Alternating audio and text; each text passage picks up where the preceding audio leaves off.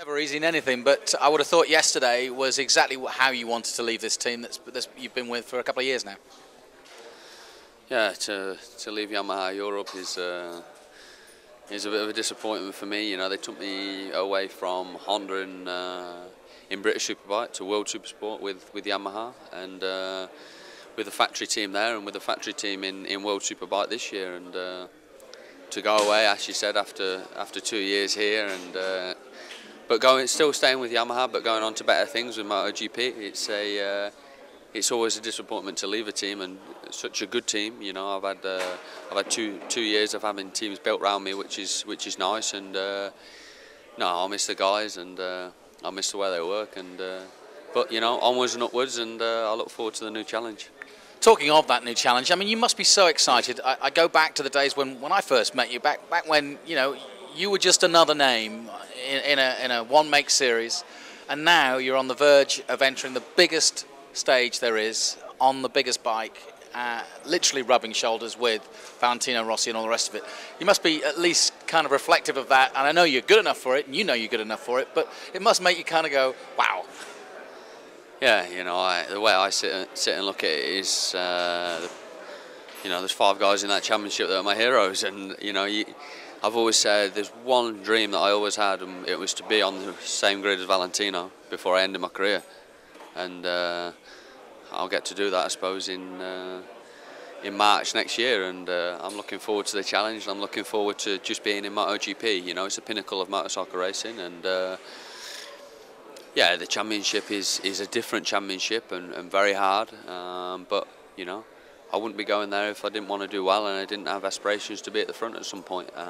It's going to be a learning year next year, but the year after, everyone's got to learn again with 1000cc bikes, and I might be that step closer. Are you intimidated in any way by it because of that stage and because of those names? No, you know, from my point of view, racing a motorcycle is racing a motorcycle, and in all honesty, you're racing against yourself. Yeah, if there's a guy in front of you, you want to beat him, but it's down to you to do it. So you're racing against yourself.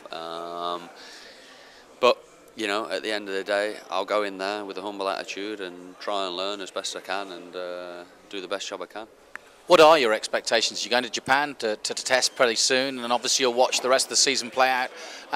What are your hopes in the next 6 months, and what do you hope to achieve?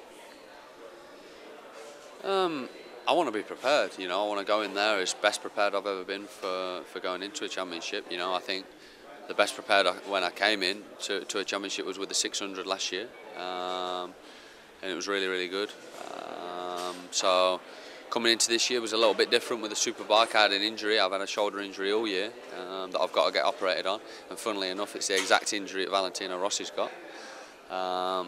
So I'm going to have an operation exactly the same as him. His is on his right shoulder, mine's on my left though. That's the only difference. So yeah, it wasn't perfect start to the year, but you know, we've came good at the end. Overall winner of the last race. But no, intimidation is a different word. I want to go in there and do my best job I can. I keep myself to myself, and you know, I'll enjoy it. You know, and when you're enjoying racing, you're happy, you go fast. It's as simple as that. How are you going to build your team, your Jerry Burgess? You've worked with Marcus, and you are now at that level where you do need Cal Crutchlow's team. Yeah, your dad's there and all that sort of thing, but at the same time, are you looking at engineers? Are you talking to Yamaha? I mean, you want to do what they want, which is to achieve the best you can.